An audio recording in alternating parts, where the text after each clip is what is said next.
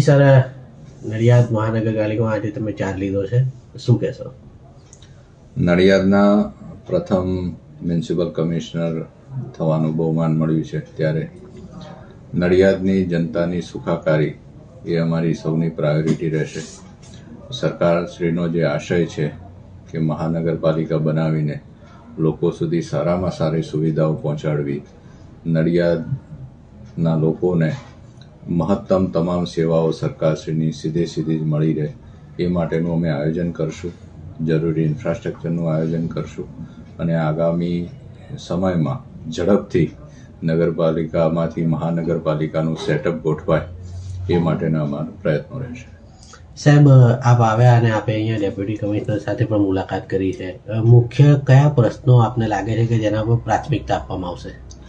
પ્રાથમિકતામાં એક તો આવતા ચોમાસાને ધ્યાનમાં રાખીને આયોજન કે જે પાણી ભરાવાની સમસ્યાઓ હોય, હાલ નગરપાલિકામાંથી મહાનગરપાલિકા સેટઅપ થયું ત્યારે જન્મ મરણના દાખલા, ટેક્સ વસૂલાત, એને જેટલી ઝડપથી અમે કરી શકીએ એટલી ઝડપથી એને પરિવર્તન કરી અમારી સિસ્ટમમાં લાવી અને લોકોને કોઈ પણ તકલીફ ન પડે એ પ્રકારનું આયોજન કરશું.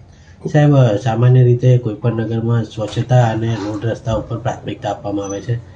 સ્વચ્છતા તો આપણું પ્રધાનમંત્રી સાહેબનું પણ એક સ્વપ્ન છે અને રોડ રસ્તા પ્રાથમિક જરૂરિયાત, તો એ માટેનું કોઈ પ્લાનિંગ છે? હા, બિલકુલ. સ્વચ્છતા માટે તો અમે સતત ભાર આપશું.